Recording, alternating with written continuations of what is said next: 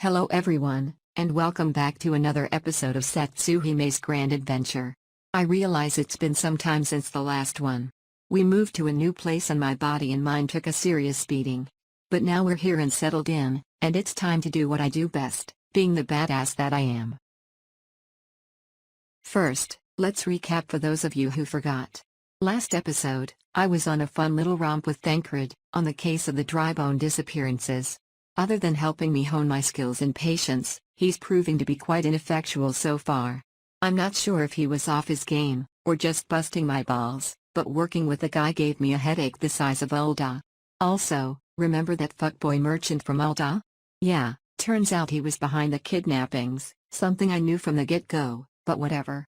Anyways, I was just heading back to the Waking Sand to report to Minfilia. I returned to Minfilia's office and she says that she's glad that Tancred and I were getting along, not 100% sure what made her assume that, but I'm not gonna broach the subject. Her and Tancred agree that we need to figure out where the kidnapped are being held. She also believes there will most likely be bloodshed. Which we all know isn't a problem for me at all. Knowing all this, despite the fact that the science usually work to find peaceful solutions to the primal threat, she still thinks it's important that we're prepared to fight if needed. So she gives me a dagger and sends me to a goblin friend of hers who specializes in materia melding. His name is Mutamix Bubblybots, which is a pretty funny name. Apparently, he's responsible for introducing this revolutionary method of enhancing equipment to Eorzea. Thanks to him and his students, this closely guarded secret has now been disseminated to the great benefit of the realm. He sounds like a big deal around these parts. Perhaps I won't laugh about his name or his way of speaking to his face. Anyway, I head over to a place called the Bonfire in central Thanalan, where Mutamix and his crew give me a crash course on materia melding, and a few other things that I won't get into right now.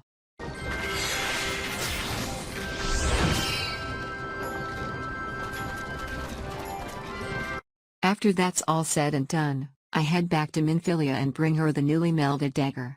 She prattles on some more about equipment management before telling me that Tancred's investigation has finally bore fruit. That fuck-knuckle of a merchant, Ungast, blabbed about a meeting he had with the Amalja to discuss their dealings. The Immortal Flames think this is the perfect time to set up an ambush. My bullshit alarm says that dipshit is up to something. Minfilia then tells me that Tancred would be joining me as soon as he is done with another matter he was checking into. He also asks me to quote-unquote save some for him. It's adorable that he thinks that that'll be a realistic outcome. Back at Camp Drybone, I get briefed on the ambush mission before heading out to some ruins to the north of camp. Now that we're at the rendezvous point, the merchant can start on his end of the deal. Before we get into it though, some weirdo named Toko Cultist followed me over on my Twitch channel. Thanks a lot. Check out the link in the description if you want to follow me there too. Returning back to the task at hand, the beast tribe approaches that sleazeball of a merchant and we go in for the ambush. But in a plot twist more predictable than a Gridanian soldier being completely useless, our ambush went up in smoke.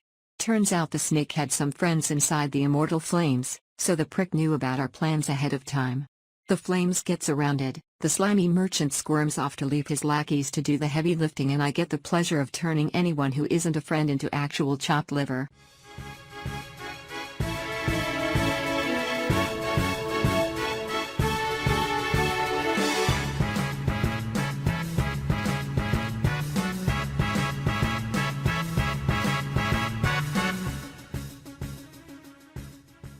While I'm sure I could have handled this whole flustercluck by myself, in my defense, I was accompanied by the bottom of the barrel, and killing them would have looked bad. That, and I got caught off guard and sniped with a sleep spell.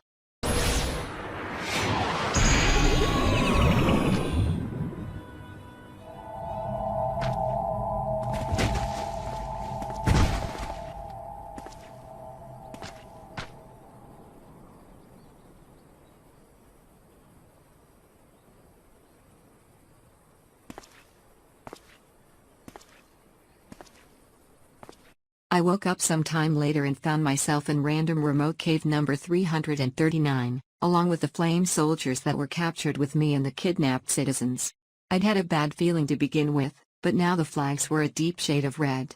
We wound up being taken to another remote location where the beast tribe's plans were finally revealed. Their plan was to use us in a summoning ritual for their primal, Ifrit.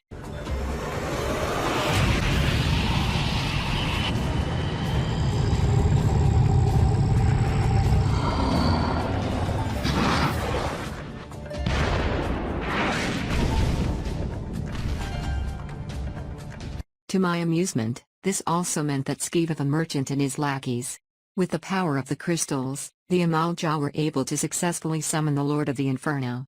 Ifrit's plan was to turn us into his thralls in order to strengthen himself through the power of worship.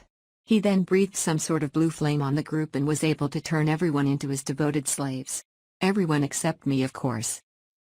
Now, I'd like to say that it's because I'm a strong-willed, independent Aura woman who don't need no man. But in reality, I have a giant crystalline fairy godmother protecting me. Ifrit, finally realizing how screwed he really is, decides that I need to be eliminated. Unfortunately for him, that wasn't gonna happen. Me and my ragtag group made short work of the primal and sent him to whatever the local equivalent of hell is. After the battle, I received another crystal. Seems like I only have 4 more to go to complete the set. Gotta catch 'em all, right? Well, after the battle was over, who should show up but Thancred with a plethora of apologies. Luckily for him, I just got finished curb stomping the shit out of the primal, so I wasn't as peeved about his ability to show up to a battle 5 minutes after it had already ended. As Thancred and I leave to head back to Drybone, it turns out we were being watched by agents of the Garlean Empire. The one in red seems dissatisfied with the results and troubled by my apparent awesomeness. The one in white tells him that, for now, that's none of his concern and that he should focus on his task. She also threatens to punish him if he fails to do what their lord commands. Kinky. Back at Camp Drybone, Thancred continues to be nothing but apologies. But what's more disconcerting is what he tells me when I return to the Waking Sands. Turns out when a person becomes a thrall for a primal, there's no turning them back. For fear that they may somehow serve as a catalyst for another summoning, the only way to deal with people who are tempered is to kill them. Which, to be perfectly frank, is fucked up, even by my standards. Not that I care all that much what happens to that idiot Ungast and his goons, but there must be another way, right? I guess we will have to find out some other time. For now though, that's it for this episode of Satsuhime's Grand Adventure. I needed a bath to wash off all the beastmen blood. This series wouldn't be what it is without your support, so subscribe, turn on notifications, like this video, and share it with your friends, relatives, and guys named Steve. Actually, don't share it with Steve. Steve's a dick. Thanks again for watching, and have a wonderful day.